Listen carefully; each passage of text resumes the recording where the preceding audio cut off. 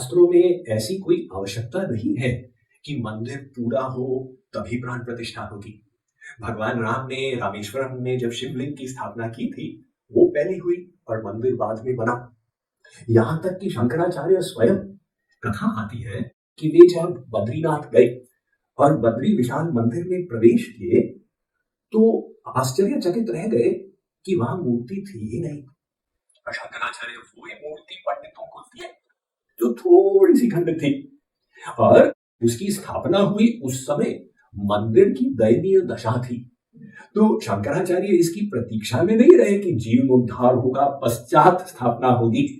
उसी मंदिर में स्थापना कर दी गई और शंकराचार्य वहां पर 6 मास तक रहकर उसकी जीर्णोद्धार कराए मंदिर का। हम आदि शंकराचार्य की बात कर रहे हैं। अतः यहाँ पर अगर जहां भगवान रामलला की स्थापना की जा रही है वो कक्ष तैयार है तो जरूर हम प्राण प्रतिष्ठा कर सकते हैं। बाकी का मंदिर बाद में बनता रहेगा। कही जा रही है राजनीतिक तौर पर कि जब तक शिखर का निर्माण नहीं होता है प्राण प्रतिष्ठा। उनको शास्त्रों का ज्ञान नहीं है। गर्भगृह का निर्माण हो चुका है। गर्भगृह में रामलला मूल प्रतिष्ठापित होने थे तो गर्भगृह बन गया। और तो दूसरे तल्ले पर सीताराम जी जब राजकीय वेश में विराजेंगे तो उनका शिखर बनेगा। शिखर कोई प्रतिबंध नहीं। तो शिखर निर्माण से नहीं जुड़ता है प्राण प्रतिष्ठा? नहीं, प्राण प्रतिष्ठा का प्रकरण शिखर निर्माण से नहीं जुड़ता। ये राजनीतिक लोग हैं, धर्मशास्त्र जानते नहीं, अपलाप कर रहे हैं। Let them work. क्या क्या विशेष है इस मुहूर्त के अनुसार? कई विशेषताएं हैं। पुनर्वसु नक्षत्र है, त्रेता की छाया है और बहुत कम 84 सेकंड का ही तो मुहूर्त है। वो उतने में सब कुछ हो जाना, सारे कर्म हो जाएंगे पूरे, उतने में हो जाना। केवल 84 सेकंड? हाँ बस। बहुत सारे योग मिल रहे हैं उस समय। बहुत सुंदर योग मिल रहे हैं। योग लगन ग्रह बार सकल भय अनुकूल। योग भी अनुकूल है, लग्न भी अनुकूल है, नक्षत्र भी अनुकूल है, ग्रह भी अनुकूल है, वार भी अनुकूल है, तिथि भी अनुकूल है, सब अनुकूल है। तो क्या सही में जो कहते हैं कि राम जी का जब जन्म हुआ था तब जैसी ग्रहों की स्थिति थी वैसी ही बन रही है? हाँ, कुछ महीने में अंतर आ रहा है बस, बाकी सब स्थिति वैसी। हाँ। प्रश्न ये भी पूछा गया कि क्या आधे अधूरे मंदिर में भगवान जी की प्राण प्रतिष्ठा की जा सकती है? अब क्या है कि ये शास्त्र का निर्णय, शास्त्रवेताओं ने ये सब किया होगा, मुहूर्त निकाला होगा, तो ये कोई ऐसे तो नहीं घटना घट गई, तो उसके बारे में मैं कुछ टिप्पणी नहीं कर सकता, क्योंकि सब ने राय तो दी होगी और इस राय के कारण ये तो मंदिर पूरा हुआ कि न हुआ। मुझे तो मेरी दृष्टि में ये मुहूर्त है कि नहीं, शिखर पूरा हुआ कि नहीं, कोई आ रहा है कि नहीं, कोई नहीं, मेरी दृष्टि में मेरा राम है। केवल मैं राम को देखकर उत्साहित हूँ, परमानंद में हूँ।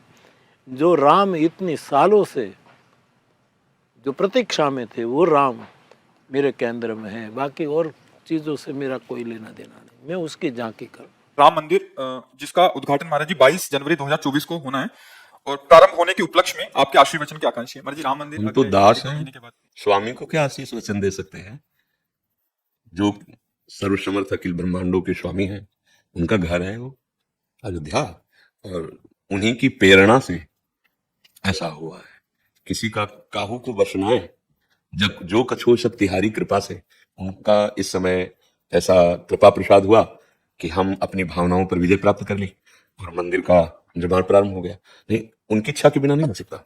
ये अपने बस की बात नहीं थी। बहुत समय से पूरे इतिहास को देख लीजिए, ये चमत्कार हो गया भगवत कृपा का कि हम सब भारतवासियों की जो हृदय की भावना थी वो साकार रूप धारण करने जा रही। हम तो दास हैं, हमारा तो जीवन ही उनके लिए, राम कहो या श्याम कहो, है तो वही ना।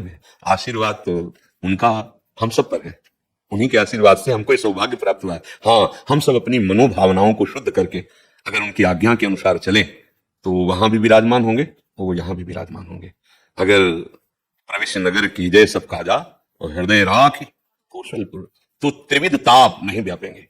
हाँ, दैहिक दैविक भौतिक तापा, और यहाँ राम राज्य काहू नहीं व्यापा। बाहर तो भगवान विराजमान होने जा ही नहीं प्रगट में उस नवीन महल पर। हम सब उनकी आज्ञा का पालन करें, उनके दासत्व को स्वीकार करें, और यहाँ भी हृदय राख कौशलपुर राजा। बस हमारी आंतरिक भावना है कि थोड़ा बहुत दूर भगवान को ना समझे, थोड़ा नजदीक लावे। यहाँ भी बैठा ले और वहां भी बैठेंगे तो हम आनंद मगन हो जाएंगे। वहां बैठेंगे आनंद तो होगा ही, पर हम आज्ञा का उल्लंघन करेंगे तो हम आनंद का अनुभव नहीं कर पाएंगे। भगवान की आज्ञा जो शास्त्र आज्ञा है, तस्मात् शास्त्रम प्रमाणम ते कार्य कार्यो व्यवस्थितो, इसमें हम सुखी हो जाएंगे। यही हमारी प्रार्थना। तो शंकराचार्य हैं, उन्होंने इसके संबंध में कुछ असहमति अपनी जनाई है, तो इस बारे में आपका क्या विचार है? ऐसे विवाद की कोई आवश्यकता नहीं है, क्योंकि शास्त्रों में ऐसी कोई आवश्यकता नहीं है कि मंदिर पूरा हो तभी प्राण प्रतिष्ठा होगी। भगवान राम ने रामेश्वरम में जब शिवलिंग की स्थापना की थी, वो पहले हुई और मंदिर बाद में बना। यहां तक कि शंकराचार्य स्वयं, कथा आती है कि वे जब बद्रीनाथ गए और बद्री विशाल मंदिर में प्रवेश किए तो आश्चर्यचकित रह गए कि वहां मूर्ति थी ही नहीं। उन्होंने पंडितों से प्रश्न किया कि मैंने सुना था कि चारों युगों में यहाँ बद्रीनाथ में भगवान विष्णु की पूजा की जाती है, मूर्ति कहाँ है? पंडितों ने कहा कि बौद्ध धर्म के प्रकोप के कारण और भय से मूर्ति का विसर्जन अलकनंदा में कर दिया गया। तो अब हम खोजते हैं, वो मिलती नहीं। शंकराचार्य ध्यान में बैठ गए और उनको ध्यान में बोध हुआ कि वे पंडितों से कहे कि अगर मैं मूर्ति का पता लगा लूं और वापस लौटा दूं, क्या उसे पुनः स्थापित करके तुम लोग पूजा करने के लिए तैयार हो गए? पंडितों ने कहा बिल्कुल। तो अपने ध्यान अनुभूति के अनुसार वे अलकनंदा नदी के साथ साथ गए और जिस स्थान के लिए उनको प्रेरणा मिली थी वहां डुबकी लगाए। तो नीचे उनको एक मूर्ति मिली, उसे उठाकर ऊपर आए, आश्चर्यचकित रह गए। उसमें थोड़ी सी मूर्ति खंडित थी। शंकराचार्य ने कहा ये क्या? उसका विसर्जन कर दिए और फिर डुबकी लगाए। तो दूसरी बार वे जब बाहर निकले, वही मूर्ति फिर से उनके हाथ में आ गई थी। शंकराचार्य फिर मूर्ति का विसर्जन किए और फिर जब तीसरी बार नदी में प्रवेश किए और नीचे से मूर्ति खोज के लाए तो देखा कि वही मूर्ति फिर उनके हाथ में है। शंकराचार्य असमंजस में पड़ गए कि इसका मतलब क्या हुआ? मैंने ध्यान में कुछ देखा था, यहाँ कुछ हो रहा है। भगवान ने आकाशवाणी की, घबराओ मत, मेरी इच्छा है कि इसी स्वरूप में मेरी पूजा की जाएगी। और शंकराचार्य वही मूर्ति पंडितों को दिए जो थोड़ी सी खंडित थी और उसकी स्थापना हुई। उस समय मंदिर की दयनीय दशा थी। तो शंकराचार्य इसकी प्रतीक्षा में नहीं रहे कि जीर्णोद्धार होगा, पश्चात स्थापना होगी। उसी मंदिर में स्थापना कर दी गई और शंकराचार्य वहां पर 6 मास तक रहकर उसकी जीर्णोद्धार कराए मंदिर का। हम आदि शंकराचार्य की बात कर रहे हैं। अतः यहाँ पर अगर जहां भगवान रामलला की स्थापना की जा रही है वो कक्ष तैयार है तो जरूर हम प्राण प्रतिष्ठा कर सकते हैं। बाकी का मंदिर बाद में बनता रहेगा। शंकराचार्यों को हमारे हिंदू धर्म में एक ऑथोरिटी के रूप में माना जाता है, तो ऐसे में उनके विपरीत मत रखना क्या सही होगा आपके विचार से? विभिन्न मत हमारे संतों में इतिहास में हमेशा हुए हैं। उन संत ने अपना मत व्यक्त किया है, जिस प्रकार से उन्होंने शास्त्रों को समझा है उसके अनुसार उन्होंने अपना मत बता दिया। लेकिन हमारे भारतीय संस्कृति में शास्त्रों को लेकर भी संतों के अनेक मत होते हैं। इसलिए तो इतिहास में संतों के बीच में शास्त्रार्थ हुआ। तो ये शास्त्रार्थ की परंपरा यही थी कि हम उस ज्ञान का मंथन करेंगे तो चर्चा से वास्तविकता सामने आ जाएगी।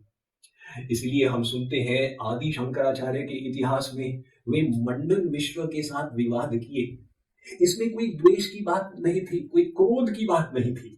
शास्त्र का सही अर्थ क्या है इसको लेकर एक हेल्दी कॉन्वर्सेशन था। इसी प्रकार से वे एक संत है, उन्होंने एक मत व्यक्त किया है। जरूरी नहीं कि पूरा भारतवर्ष बाध्य है कि उनके मत को ही मानना होगा। हम ये भी देख रहे हैं कि अनेक अन्य संतों ने दूसरा मत रखा है और शास्त्र भी रामार्चन चंद्रिका है, नारद पांचरात्र है, विभिन्न शास्त्र है, भक्ति रसामृत सिंधु है। ये सब शास्त्रों ने हमको समझाया कि भक्ति में प्रमुख है भगवान का प्रेम और ये जितने रीति रिवाज है उसके सहायक। लेकिन ऐसा नहीं कि हमारी भक्ति उनके कारण संकुचित हो जाए। तो विष्णु पुराण कहता है कि सब जितने भी नियम हैं उनके 2 लक्ष्य हैं, स्मर्तव्य सततम विष्णु और विस्मर्तव्यो न जातुचित सर्वे विधि निषेधास्योरेतयोरेव किंकरा, कि ये नियमों का पालन करने से तुम सदा भगवान का स्मरण करो और दूसरा उनको कभी भूलो मत। तो प्रमुख बात है वो भीतर की भक्ति। ये बहिरंग नियम अच्छे हैं, लेकिन उनके विवाद में इतना नहीं पड़ना है कि प्रमुख बात साइड ट्रैक हो जाए कि आज सबके अंदर भक्ति की एक लहर आ गई है। हम नियमों का डंडा लेके उसी को दबाने का प्रयत्न करें, ये उचित नहीं। जो राम मंदिर की स्थापना होने जा रही है, उसकी प्राण प्रतिष्ठा हो रही है, उसका हिंदू समाज में क्या महत्व है और उसका क्या प्रभाव पड़ने वाला है आने वाले समय में? हमारी भारतीय संस्कृति का मूलभूत अध्यात्म है और वो अध्यात्म ने हमारी संस्कृति की पुष्टि की। अगर आप देखें, जितने भी हमारे भारतीय नृत्य सिस्टम है, भारतनाट्यम, कथकली, कुचिपुड़ी, ओडिसी, उनमें भक्ति के थीम पर नृत्य वो अधिकाधिक है।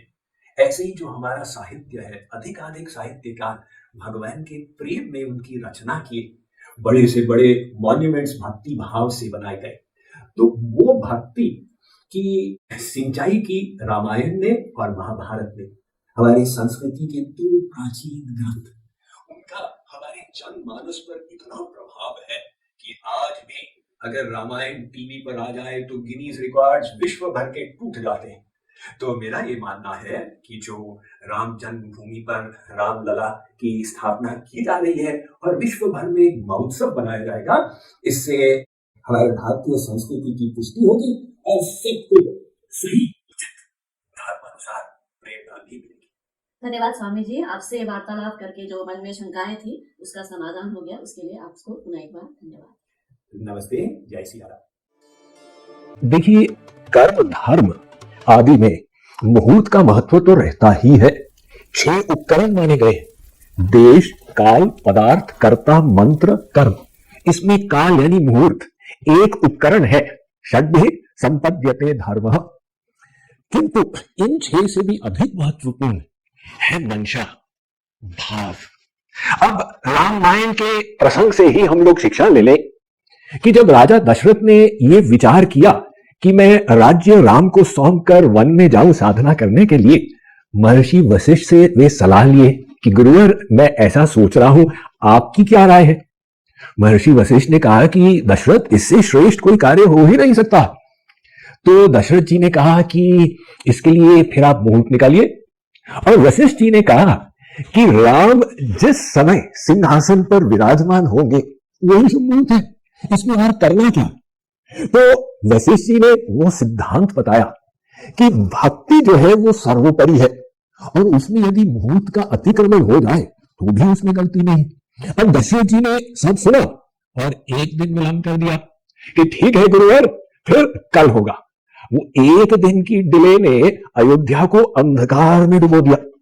इसी प्रकार से हम कहें कि नहीं, इसमें विलंब किया जाए क्योंकि ये शुभ मुहूर्त नहीं है, तो देखिए, अब जब सब अनुष्ठान तैयार हो गए हैं और ऐसी एक भक्ति की लहर 200 करोड़ लोगों के बीच में आ गई कि 500 वर्ष की अवधि के पश्चात वे अपने रामलला को अयोध्या में विराजमान देखना चाहते हैं, तो इस समय मुहूर्त का महत्व कम हो जाता है और जो सबके अंदर भक्ति है जिससे वे आगे बढ़ रहे हैं वो अधिक महत्वपूर्ण है।